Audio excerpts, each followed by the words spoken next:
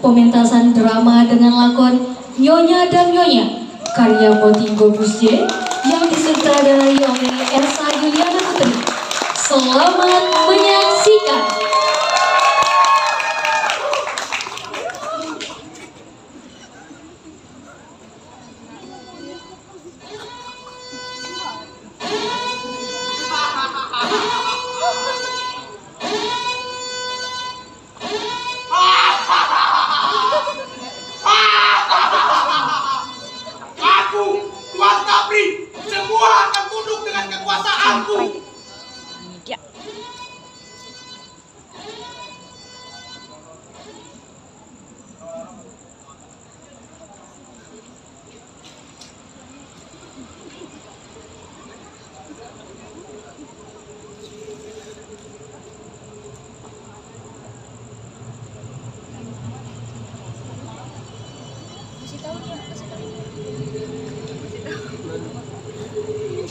Ngeselin juga nggak ada orang ini.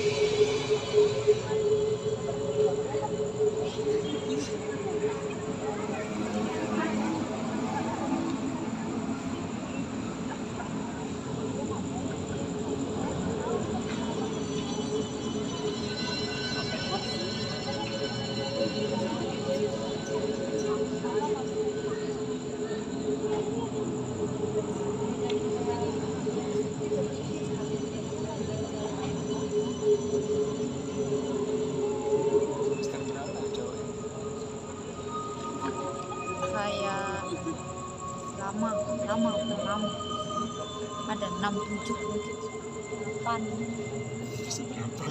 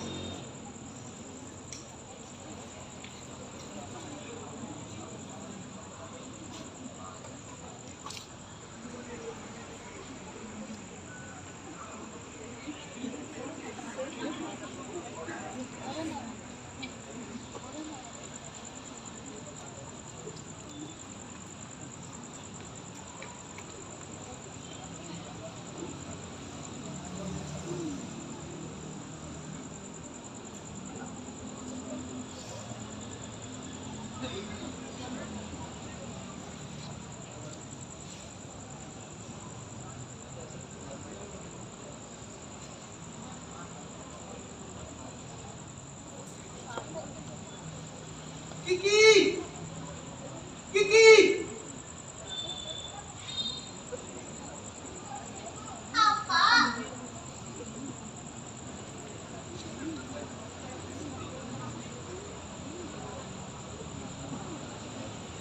Kiki! Aku telah disindir sekali lagi oleh tancap rencan koran ini. Aku dan juga kau rupanya termasuk ke dalam golongan OKB. OKB? Memangnya apa itu OKB? Orang kaya baru, Kiki. Mereka ini bilang golongan kita ini mau cari kekayaan dalam waktu yang singkat. Jika punya uang, dipakai untuk konsumen dan bukan untuk bangunan-bangunan atau pabrik-pabrik yang produktif. Ya, kenapa kau jadi susah karena sindiran itu? Soalnya aku punya uang, aku tentu mau laba yang banyak. Dan karena aku kepingin makmur sendiri, apakah ini sesat?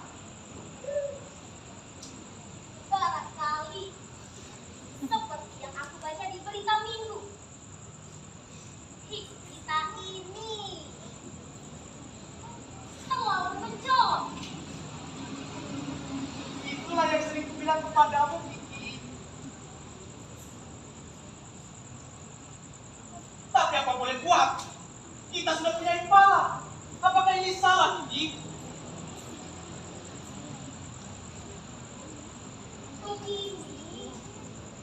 kau tak usah resah karena kejadian ini.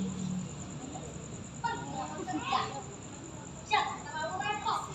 Atau sebaiknya, mulai sekarang, kau tak usah terlalu tekun baca koran.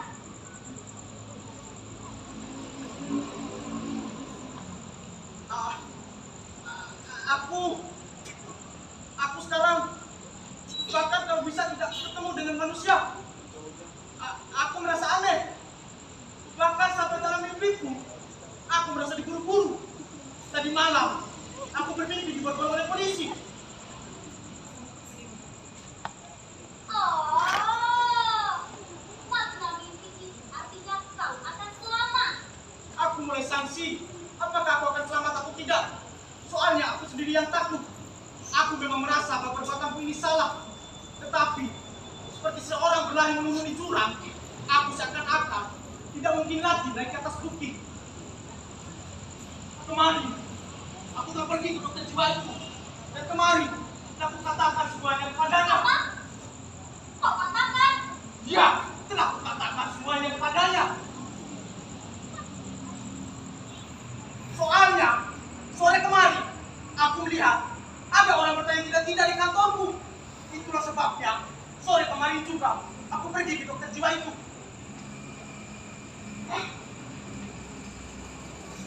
Dan di hadapannya, demi Tuhan Kiki, aku telah betul-betul mengakuinya dengan jujur bahwa aku telah aku kesanggup mengatakan sepatah kata yang takut itu. Dikatakan kepada dokter itu. Dokter, apakah dokter bersumpah atas nama jabatan tidak akan membuka rahasiaku? Dokter itu menjawab, ya. Dan aku tanya juga kepada dokter itu, dokter, apakah dokter bersumpah tidak akan membuka rahasiaku ini kepada polisi? Kau tahu, Kiki, apakah yang terjadi? Apa yang terjadi? Dokter itu menjawab, iya juga, tapi agak terlambat, Kiki. Waktu yang seperempat detik itulah yang membuat aku tersiksa. Dan hampir saja aku terjadi membuka rahasiaku. Tetapi, aku membuka rahasiaku juga. Dan telah kukatakan segalanya kepadanya. Lalu, bagaimana tentang perempuan cantik yang ternyata seorang pencuri tingkat tinggi? Aku tak ingat, Kiki. Kenapa kau jadi gugup tiba-tiba? Ya, karena itulah kita tingkat punya masa tua yang menggugupkan. Tetapi itu kemauanmu sendiri. Tidak, bukan kemauanku sendiri saja. Kau juga ikut memboceng dengan kemauanku. Jangan marah, Kiki. Maksudku, kau juga ikut terlibat dalam peristiwa hidupku. Seorang istri, terbiasa ikut bertanggung jawab apa yang dilakukan suaminya. Apabila aku melakukan kesalahan, tentulah ada sebabnya. Mungkin hal ini memang aku yang jadi sebabnya. Dan mungkin juga kau dengan masalah itu makin banyak. Apa? Aku tak mau ikut memikul tanggung jawab dosa-dosamu. Kenapa aku jadi balas seperti itu? Kau yang mulai. Tajuk rencana koran yang kau baca. Kau timpakan pula dosanya padaku.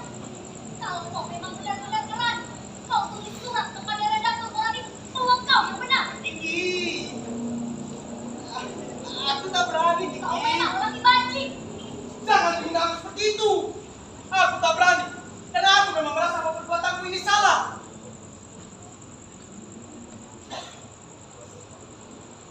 Aku termasuk salah seorang yang membuat uang dari inflasi.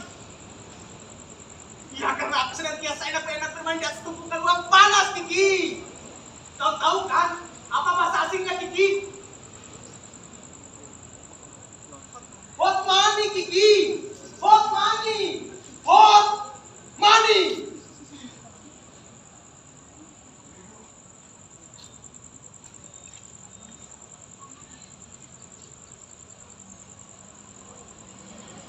Dan makin lama, aku makin jauh dari hidupku yang dulu. Dulu, aku menghormati kejujuran.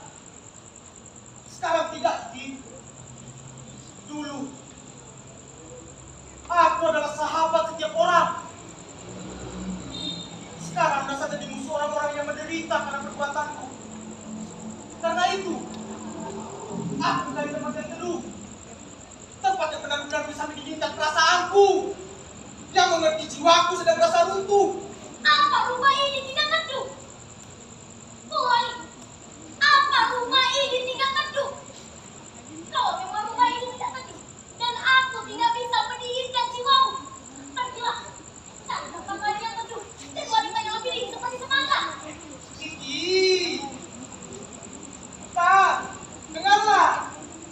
Tempat pihakku yang teduh. Aku dapat menyebutkannya dua. Oh, dua. Jadi, aku mau tahu dulu siapa orangnya. Cantik, hah? Cantik. Bukan, dengarlah.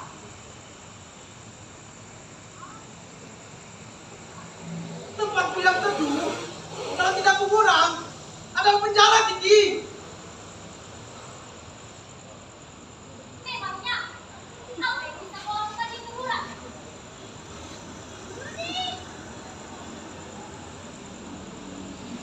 Begitulah sepanjang pengetahuanku kira-kira. Kira-kira aku akan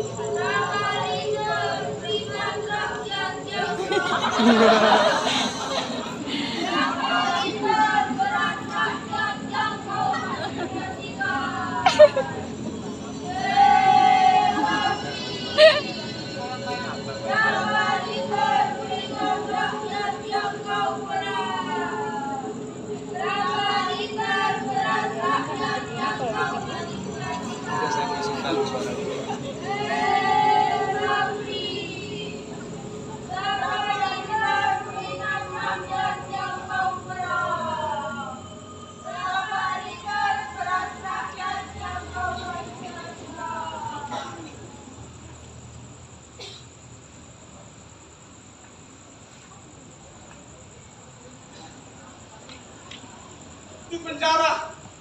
Aku akan merenungi nasibku bahwa aku telah berdosa pada orang banyak, dan aku akan menulis sebuah buku tentang seorang bos semacam aku ini. Demi Tuhan, pagi ini aku pusing sekali.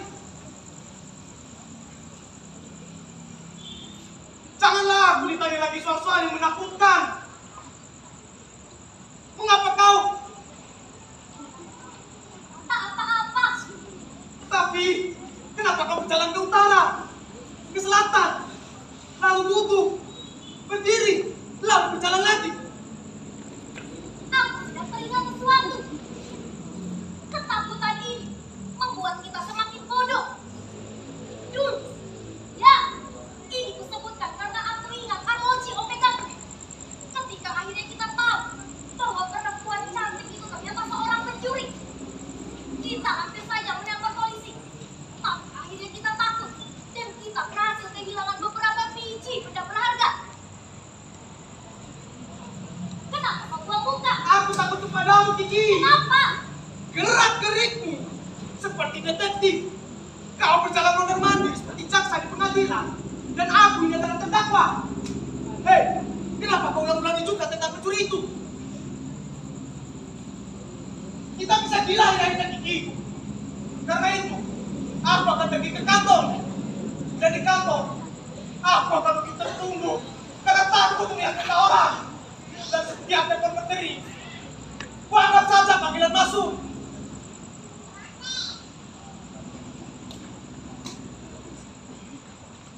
Masuk ke mana? Ah! Penjara!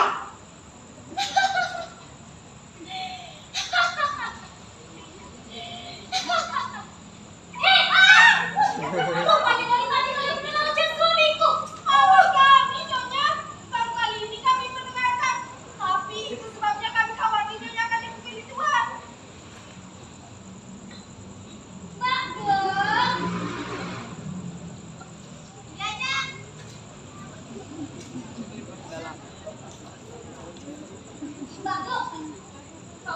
Di Jakarta ini.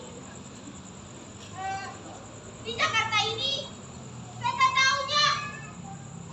Tapi di Batu Jaya saya tahu.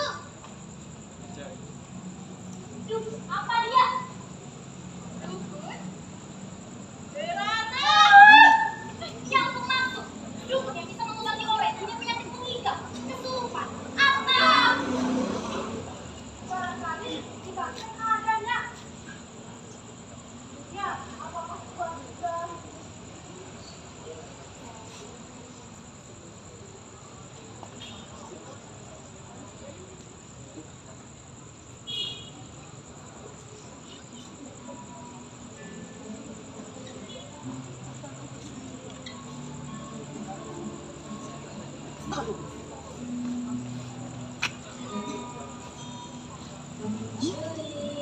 Kira-kira beda-beda dia.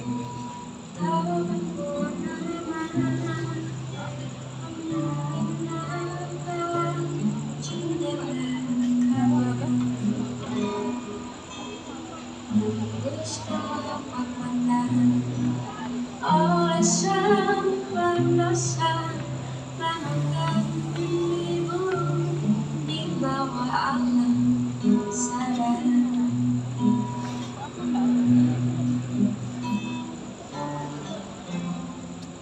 Merampas jiwa-jiwa suci, pisahkan kubu dan kerumunan.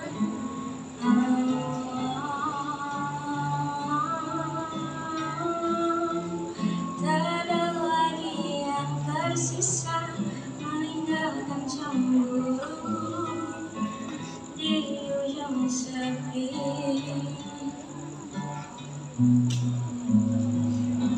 Pencuri sialan,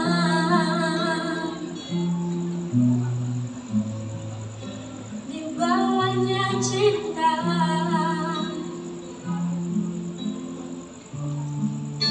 disimpannya luka.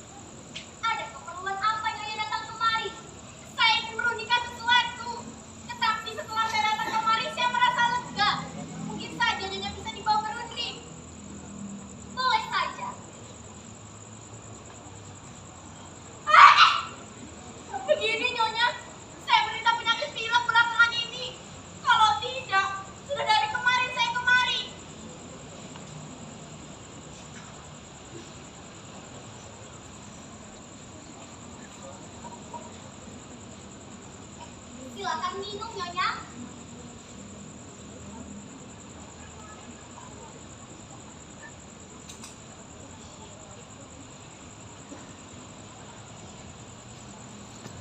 Saya gembira dapat datang ke rumah ini. Saya juga gembira karena dengan kedatangan Nyonya kemari, kita dapat berdiskusi tentang lelaki.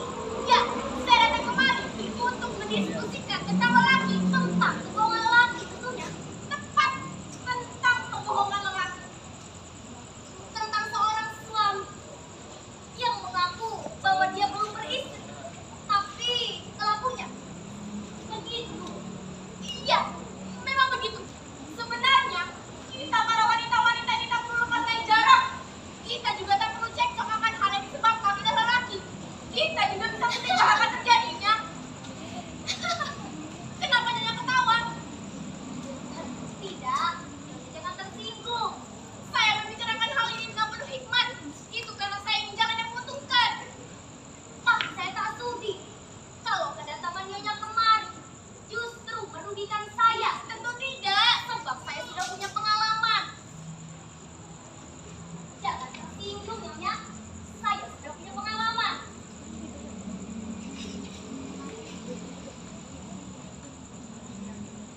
Ketika ada seorang tamu yang lantas iri melihat radio salon saya. Radio salon? Ya, radio salon. Apakah Nyonya punya perasaan yang demikian pula?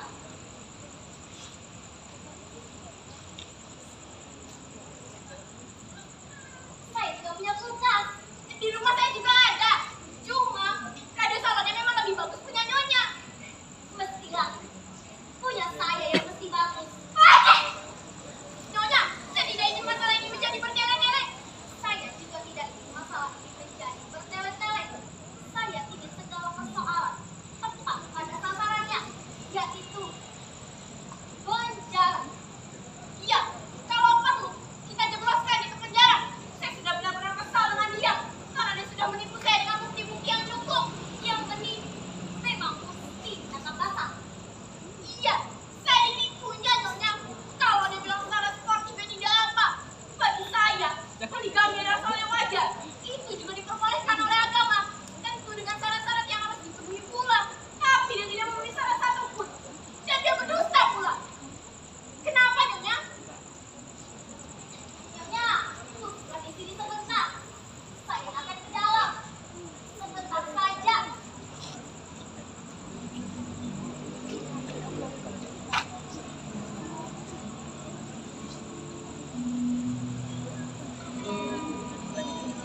Mencuri datang dengan kau berwarna menyembunyikan jendela kamar menembus kelopak mata alasan berdosa menemukan ibu di bawah alam sadar.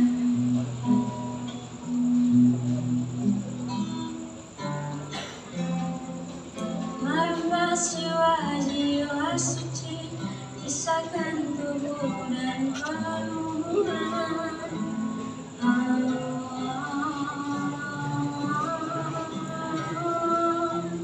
Tak ada lagi yang tersisa meninggalkan cemburu di ujung sepi.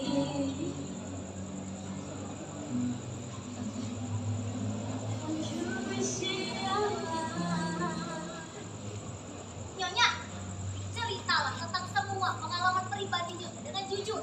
Nanti giliran saya yang bercerita. Baiklah. Ada! Jangan sembunyi di balik tembok. Siapa yang bersembunyi di balik tembok? Pesuruh saya.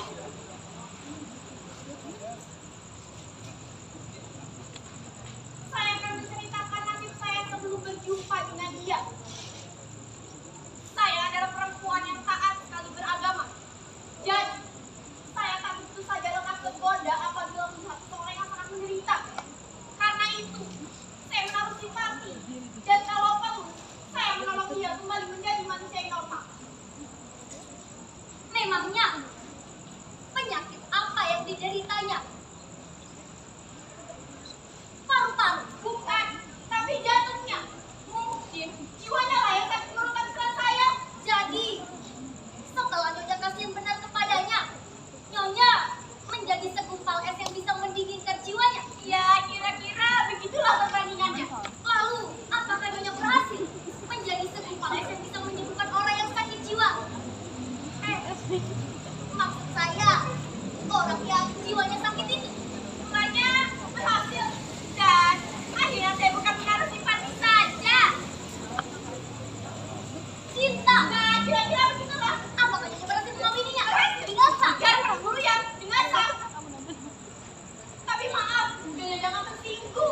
sama sekali tidak. Soalnya saya tak tahu bahwa dia begitu pendusta. Saya juga tak tahu bahwa segala harta benda yang diberikannya pada saya itu adalah haram. Baru belakangan ini saya tahu dia telah melakukan sesuatu yang batil, tapi tidak menyakiti hati saya. Yang benar-benar menyakiti hati saya, dia telah membohongi saya. Katanya dia masih single. Dan kemudian ketika saya menemukan foto di dompetnya, barulah dia mengaku. Tapi itu juga masih saya maafkan. Sebagai wanita, kita pasti punya sifat penyelidik, iri hati. Dan saya pun tak luput dari sifat itu. Saya pun punya perasaan cemburu. Dan perasaan itulah yang membuat saya kemari. Lalu saya kemari. Dan disinilah saya menemukan kebohongannya lagi.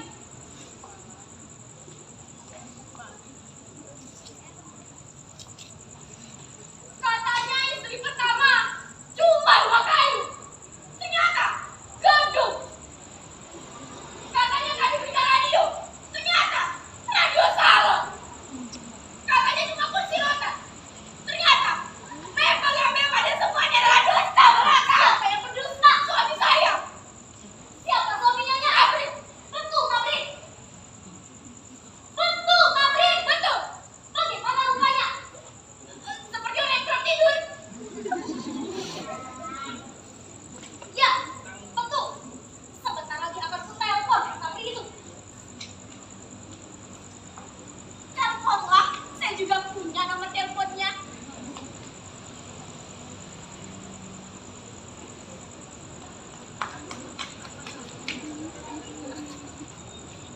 Apa yang bisikan kepada pembantu tadi itu?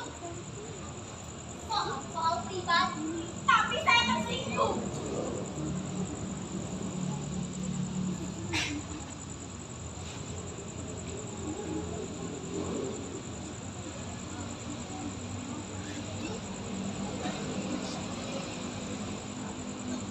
Nyonya memang manis. Tapi kita buktikan saja nanti bahwa saya mengatakan suatu kenyataan. Kenyataan yang memang tidak salah.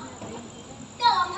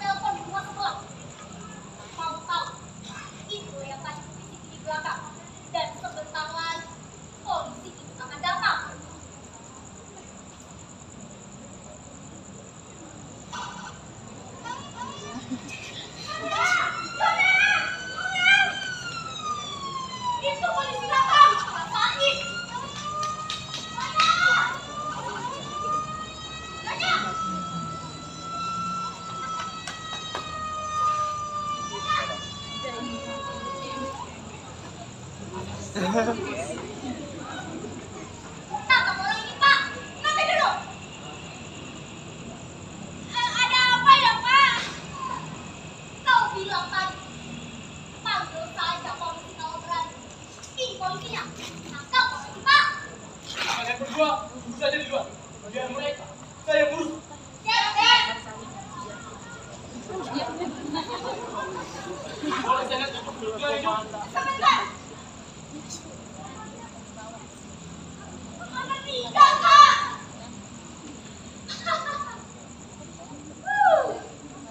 Ini sebuah bukti.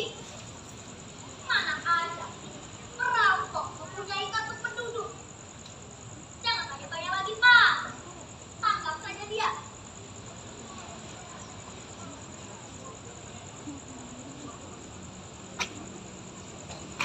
Dia datang ke sini dengan siasat yang sama seperti yang sudah pernah kejadian, Pak. Dan ini sama halnya dengan perempuan yang mencuri radio salon tenis yang bolong. Bukan hanya satu radio, Pak, tapi 2 radio, 1 kulkas, 1 buffet, 1 tetes pada 1 vas bunga, Pak. Sabar Nyonya.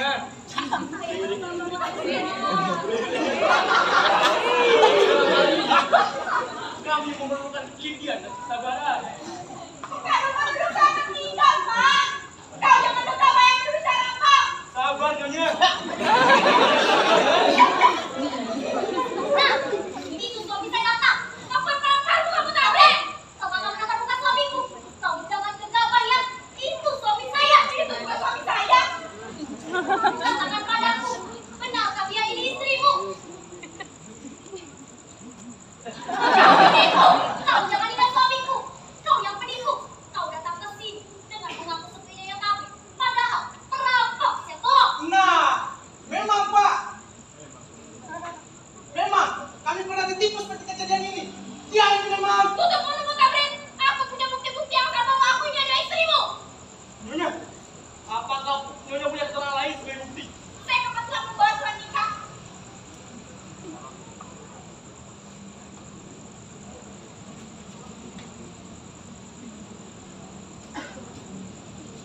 Surat pidato ini bisa jadi bukti. Lihat, Bapak. Lihat. Nama siapa yang ditulis di sini. Dan ini surat foto. Kami berdua berfoto di sini kemarin. Dan ini juga surat nikah. Ada nama saya dan nama dia tertulis di surat nikah itu. Pak! Ini bukan perkara kriminal lagi, Pak. Ini sudah soal private rumah tangga. Dan saya bisa menyelesaikannya sendiri, Pak. Baik kalau begitu, kita akan tunggu di luar. Jika memerlukan sesuatu, bisa dipanggil.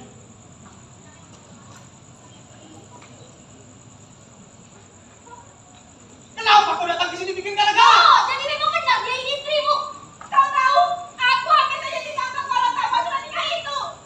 Aku bisa cerai. Sebenarnya, tak terniat oleh kumpul-kumpul begini. Jadi, kau telah membohongi aku dengan mengatakan kau benar-benar mencintaiku. Membohongiku juga. Aku mengaku bersalah. Dan memang benar, dia ini adalah istriku. Tapi coba sabar, Kiki. Jangan panggil aku Kiki lagi. Aku sudah tak sudi bersamamu. Aku juga tak sudi. Jadi, kalian berdua telah bersekongkol untuk mencolok aku ya? Ya. Ya, aku tak sudi hidup dengan koruptor. Jangan panggil aku dengan julukan kolor itu. Koruptor. Aku punya bukti-bukti yang sah untuk membawa kau kepada pihak yang berwajib. Aku juga punya bukti-bukti yang sah untuk menyeret kau ke pengadilan. Diam! Aku akan memanggil polisi. Tunggu dulu! Panggil saja polisi tadi. Tunggu dulu! Tak usah kalian menyerahku kepada polisi. Kepada yang berwajib. Aku sendiri punya kaki untuk pergi ke sana. Coba buktikan kalau kau berani. Balik. Sebentar lagi akan kubuktikan. Tetapi sebelum itu, aku akan memberikan kata perpisahan untuk kalian. Memang, ya, memang selama ini aku telah banyak melakukan tindakan-tindakan melanggar hukum, merugikan rakyat dan negara. Tetapi semua itu untuk membuat kalian hidup senang. Dan memang dengan demikian, aku menyebabkan pengelaratan orang banyak. Itu aku tahu, membuat inflasi uang. Tetapi semua ini Kesombongan kalian. Juga menikmatinya. Memang aku menikmatinya juga. Tapi jiwaku tidak aman. Jiwaku seperti digigit oleh semut-semut tajam. Aku sekarang mengaku, aku seorang hipokrit, munafik, dan murtad kepada negara dan bangsa. Karena itu, aku tak boleh minta bantuan dari kalian untuk ditangkap. Jiwaku yang diburu ketakutan selama ini. Kukira lebih baik aku bayar dari masuk penjara. Kalian merosot aku tiap detik. Tapi aku tak apa. Sebentar lagi, aku pakai uniform biru dan menyapu di jalan raya Salemba. Kalian akan menonton makhluk yang sial ini. Jadi tertawan sahabat-sahabatnya. Kalian akan menertawakan aku dengan hina. Sebentar lagi, aku akan menyerahkan diri. Memang kami kebetulan orang macam kau. Coba sudah polisi tadi kalau kau berani. Baik. Sedetik lagi akan kubuktikan. Tetapi sebelum itu, aku akan mengakhiri kata perpisahanku ini. Setelah aku diseret, diadili, yang berwajib bukan menangkap diriku saja dan menyebabkan aku di dalam penjara. Tetapi mereka akan bisa memilih palamu, Kiki. Mobil Mercedes Benz Sabina dan Lukas dan Dio dan mungkin juga rumah ini. Kami tak peduli. Biarlah kau di motor. Biarlah kau makan langsung penjara. Oke, Pak Inspektur Polisi, tangkap saya, Pak. Saya tidak berlagak seperti jagoan untuk tidak ditangkap. Bawalah saya, Pak.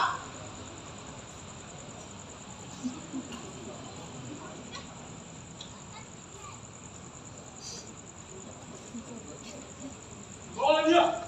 Jangan.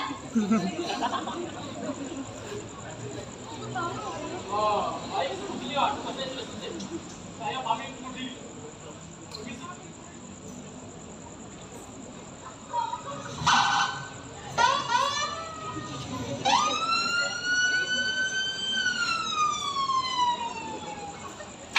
Biar dia rasain bagaimana dia menjalankan nasibnya. Kalau untung dia diborgol dengan berkompas yang 4 kilo, biar dia tahu diri bahwa kita sudah disakitinya. Ya, biarkan dia kapok. Mungkin sekarang dia sudah sampai ke kantor polisi. Barangkali sudah ditanyai, barangkali tidak ditanyai, tapi langsung dikirim ke pengadilan. Tidak mungkin. Dia pasti ditahan dulu. Dia adili dulu, baru kemudian hakim memutuskan berapa tahun dia dipenjarakan. Hukuman 15 tahun. 30 tahun juga tidak apa.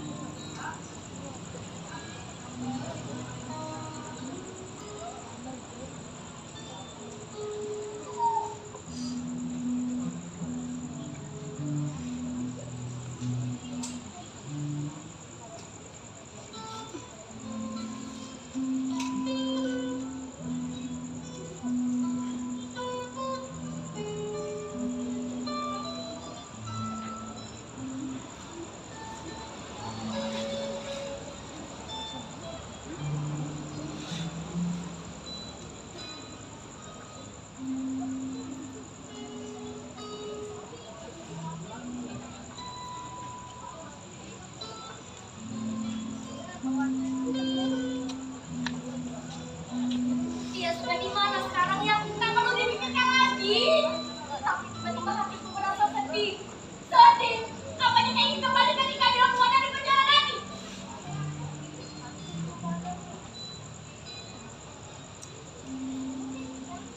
Aku ini istrinya. Sebenci-bencinya aku dengan dia. Aku masih punya rasa sedih juga. Aku takut dia kedinginan. Dia sama dia kalau tidur. Aku juga istrinya. Tapi dia membohong. Apalagi yang perlu dibikin memang. Memang dia membohong. Aku sudah dibohongnya 5 kali. Aku sudah pernah dibohongnya lebih dari 10 kali. Tapi kali ini aku sedih. Kenapa dia sedih?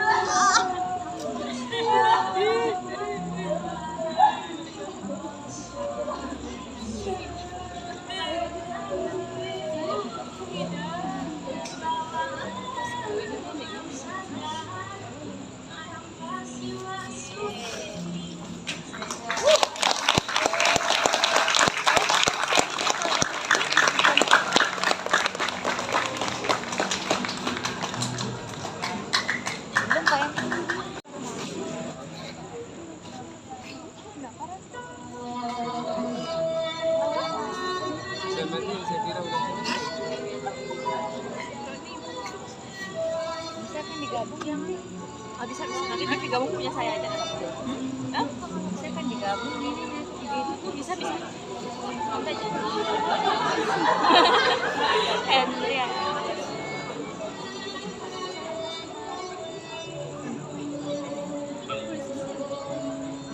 Ini. Kalau memang nggak ada ini dari bawah. Dari bawah. Oke? Soalnya aku aku nggak ada HP. Saya peduli mau make up saya pasti bisa.